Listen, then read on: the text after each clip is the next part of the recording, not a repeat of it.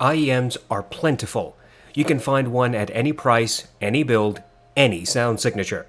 There are so many options that you will go mad sorting through all the results. And every month we get half a dozen new models from a variety of companies. Hidizs has a brand new IEM called the MD4. Slated to launch on June 15, 2022, Hidizs says this is one of their best products. Hidizs sent me the MD4 to review. Let's find out what this $170 IEM has to offer. Hidizs says that the MD4 has 4 custom balanced armature drivers. The combination of drivers should, according to Hidizs, provide a more, quote, evolved sound range performance. They say that the MD4 will render crisper and richer details in the treble region, will have more body for the mids to present unbelievable vocals, and will bring thicker bass with, quote, amazing depth, tight response, and rich texture. The MD4 comes with 2 switches on each side. Depending on how you control these switches, you can fine-tune among 4 possible sound signatures. Hidizs says you can get balanced, warm, bassy, or a treble-enhanced signature. Hidizs claims that the various tunings are suited for particular genres. Rather than regurgitate what you can easily read on their website, let's just say that Hidizs hopes you can find at least one tuning you like with your music.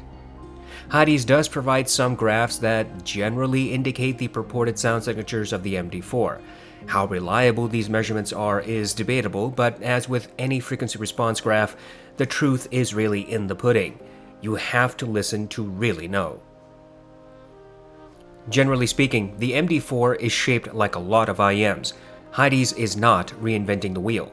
And frankly, if you have seen one of Hidizs' other IEMs, then the MD4 will have a similar appearance. The MD4 is somewhat chunky. There's a balance of aluminum and plastic for the housing. Surprisingly, the IEM is rather light. It is smooth to the touch and lacks any jagged or sharp edges.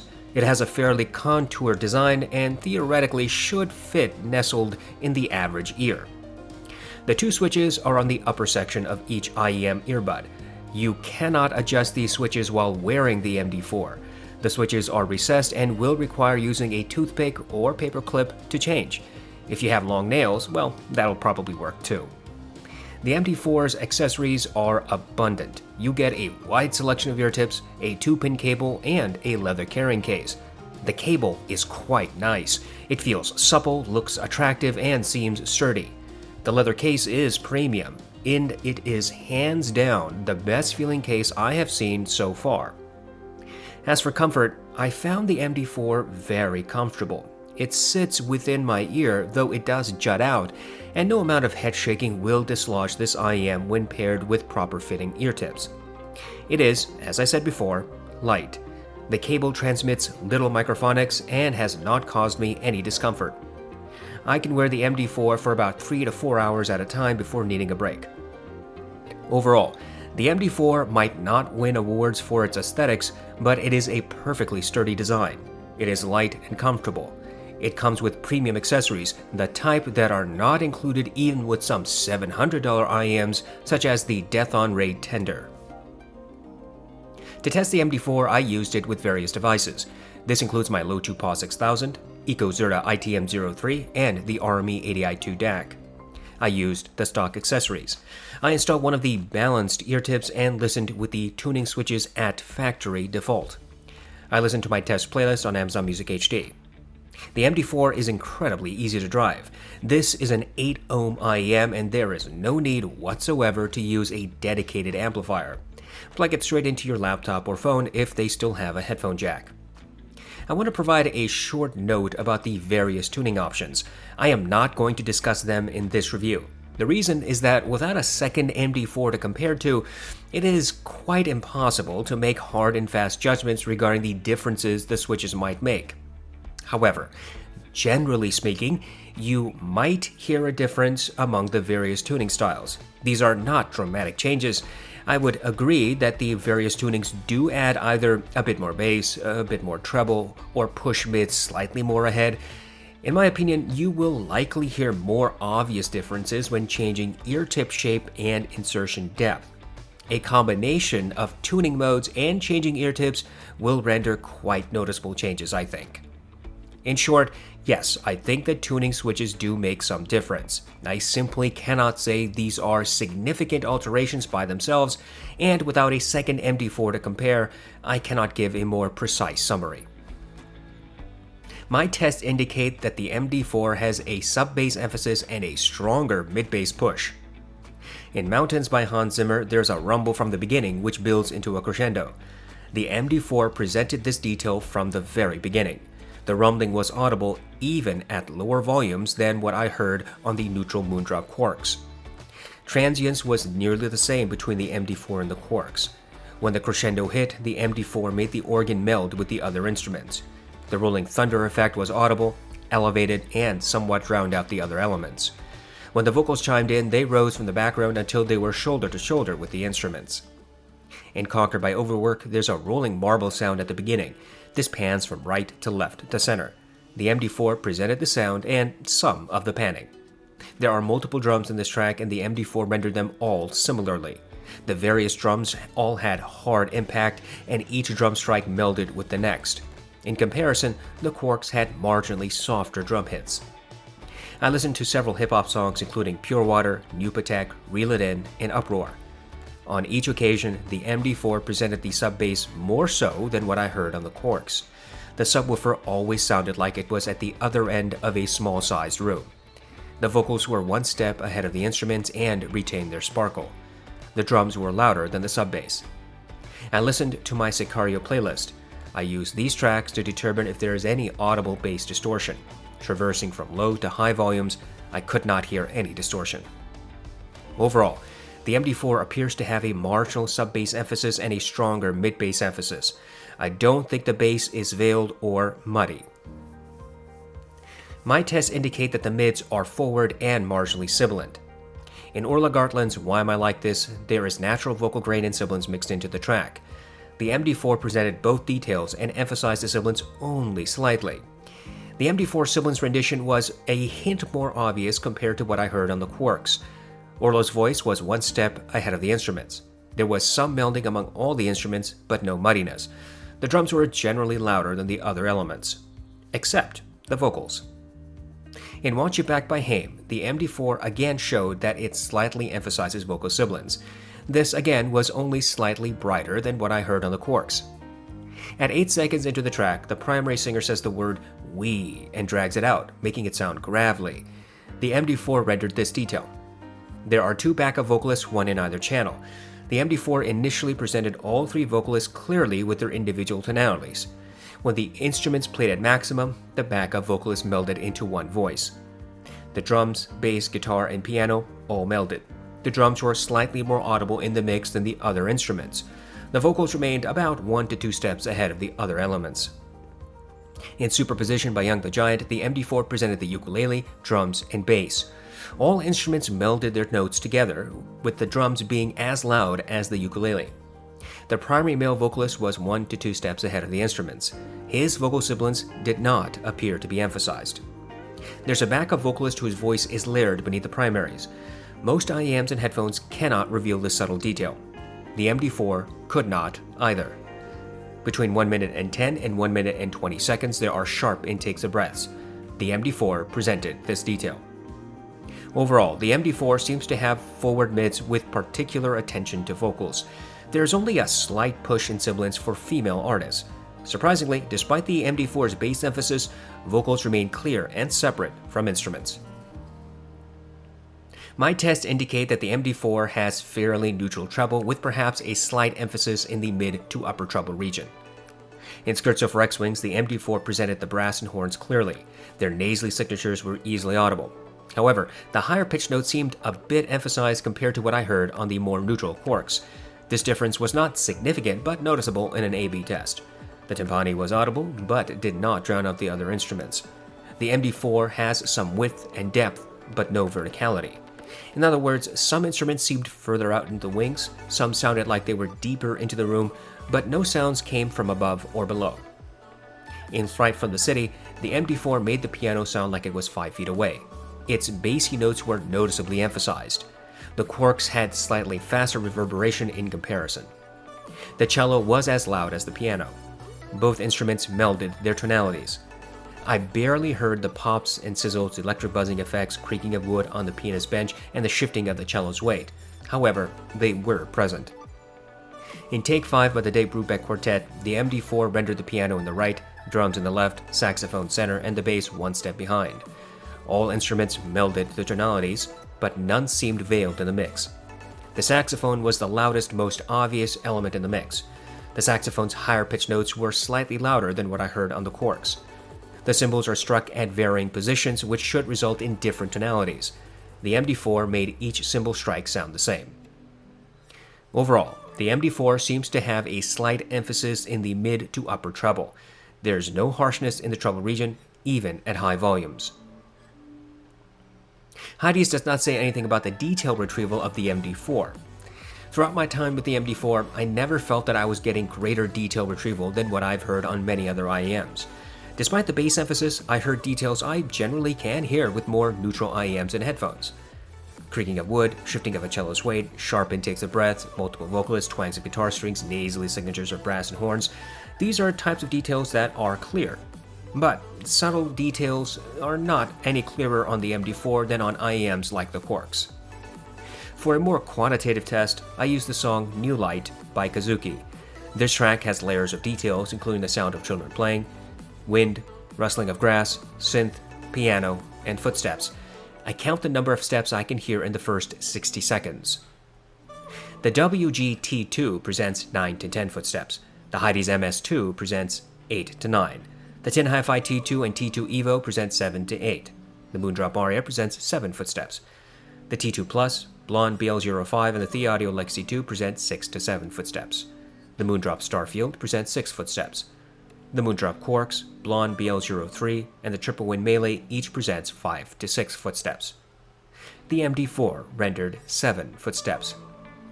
For my detail resolution scale, I use the Moondrop Aria and Starfield as the average performers. Any IEM that provides more or less footsteps is judged accordingly. Thus, on my scale, the BL03 would be considered below average and the Tin Hi-Fi T2 would be above average. Using this standard, it seems clear to me that the MD4 has average detail retrieval. Of course, changing ear tips or insertion depth and your own music will render different results. Hidizs says nothing about the MD4 soundstage ability. My test suggests this IEM has slightly above average soundstage. The MD4 does have width and depth, but no verticality. Depending on your recording, you might hear instruments further out into the wings or deeper into the room, but I do not think you will hear sound surrounding you from above or below. Just as with the detail resolution test, I also have a scale for soundstage. For me, this involves, yet again, using the Moondrop Aria and Starfield as the average performers. Anything that has greater or lesser soundstage is judged accordingly. The Tin Hi-Fi T2 and Hidizs MS2 have above average soundstage. The Blonde BL03 and the BL05S are average at best and perhaps slightly below average in soundstage based on proper fit. The Starfield, Aria, and Quarks are average. I would place the MD4 soundstage about a little bit wider than the Moondrop Aria, but not as wide as the Tin Hi-Fi T2. The trick behind IEM sound signatures is trying to figure out the baseline. You can get a very different experience just from how you wear the IEMs. Now factor in that different types of ear tips will have noticeably different effects on the sound. The MD4 complicates these things further because of its tuning options. In situations like these, in order to keep things as streamlined as possible, I test on factory settings using the ear tips the company provides and listen with ear tips that appear to be a balance of various sound enhancements. That is what I did with the MD4 as well. In stock configuration, using the balanced ear tips, the MD4 has a, balanced sound signature. It is bassy but not bloated. It is vocal forward but not sibilant or harsh. It has a treble push, but it's not piercing. It is neither detailed nor muddy. The MD4 has a slight sub-bass emphasis and a stronger mid-bass emphasis. The difference here might be by a few decibels if I were to guess. There is some bass bleed into the mids. The mids are forward. Vocals generally stand one step ahead of instruments and are always clear. Drums in a mix are typically louder than other instruments. The treble has a slight emphasis starting in the mid to upper treble region. This is not a leap, but a difference of a few decibels. This tends to present some instruments more clearly while preventing long-term discomfort. The MD4 has average detail retrieval and slightly above average soundstage. If you apply the various tuning options and use different ear tips, your experience will be different. We need to do true A/B tests to understand how new gear compares to older, hyped products. Here, we will compare the MD4 against the Moondrop Aria, Final Audio B2, and Ibasso IT00. I used the stock accessories for all IEMs. I kept the MD4 in its balanced, factory-set tuning mode, and used the same ear tips as I had during the other tests. I plugged the IEMs into a passive AB switch, and that was connected to my RMA 80i2 DAC. I listened to my test playlist on Amazon Music HD and tried to volume match. The Aria and MD4 appear to have similar sub-bass rendition. Both elevate this region and seemingly in equal proportion. Going back and forth, it seemed that the Aria has slightly longer reverberation and a more noticeable mid-bass emphasis. Bass clarity was more obvious on the MD4. There was more bass bleed into the mids on the Aria. The mids are very different. The Aria has recessed mids while the MD4 has forward mids. Drums usually outshine vocals in a mix on the Aria, while on the MD4 vocals always stand apart. Both IEMs emphasize vocal sibilance for female artists, but the Aria pushes this detail slightly more than the MD4. The treble is also a bit different. The MD4 has a marginal emphasis in the mid to upper treble region. The Aria has a slight hump in the mid treble and a roll-off in the upper treble. Treble clarity is a little bit more obvious on the MD4. The MD4 and Aria have similar detail retrieval. The MD4 has slightly wider soundstage than the Aria. The B2 and MD4 have noticeably different bass rendition. The B2 is more neutral and, in comparison to the MD4, sounds rolled off. However, the truth is that the MD4 is simply emphasized. Bass clarity is a bit more obvious on the B2, and transients is faster as well. The B2 and MD4 both push mids forward. Vocals stand apart from instruments on both. Both also marginally emphasize female vocal sibilance, and I think it is nearly to the same degree. The MD4 seems to present vocals a little closer to the ears than the B2. Treble is different. The B2 has a treble roll-off, especially near the upper treble region.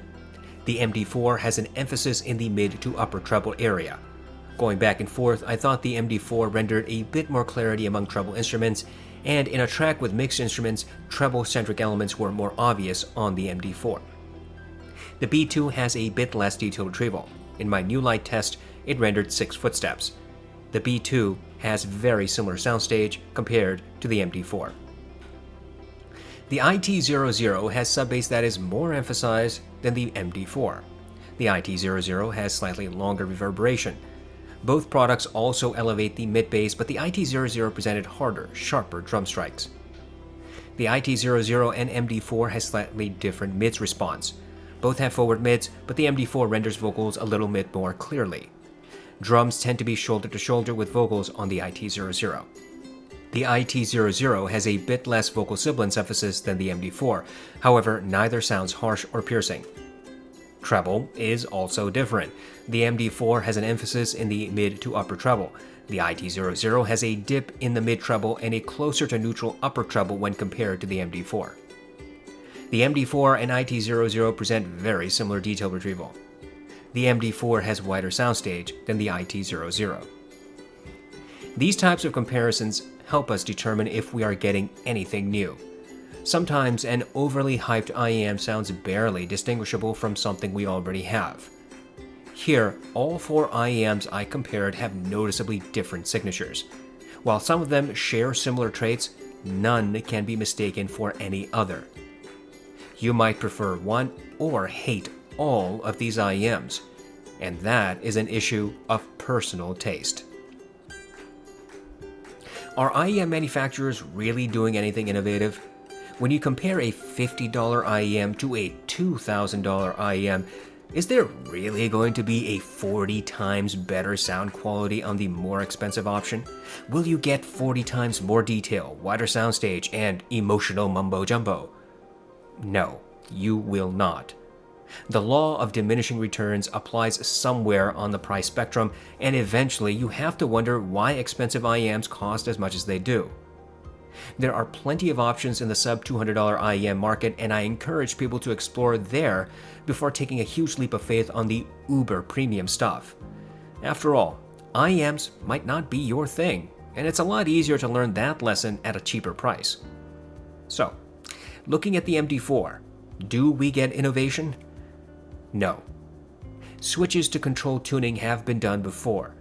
The shape and size of the MD4 is nothing unique. The sound signature is not out of left field. The accessories, while quite good, have been presented in a similar price range elsewhere. But, is the MD4 still value at $170? Yes, I think so. While not innovative, the overall package does make a compelling argument. The MD4 has a bass emphasis that is clearer, less muddy than that of the Aria or the Blonde products. It has forward mids with focus on vocals while not becoming sibilant or harsh. It has a treble push that does not sound piercing. It has average detail and slightly above average soundstage with depth and width. Packaged with excellent accessories, good build, and plentiful tuning options, the MD4 is a premium product without the luxury price tag. You may not like the MD4 sound signature. You could find immense happiness in much more affordable IEMs such as the Moondrop Quarks. Or you might simply fancy the tuning and design of Campfire Audio. Ultimately, there is no such thing as a universally loved or perfect IEM or headphone. But if you're in the market for luxury style and want on-the-fly tuning options, then the MD4 is a good product to consider.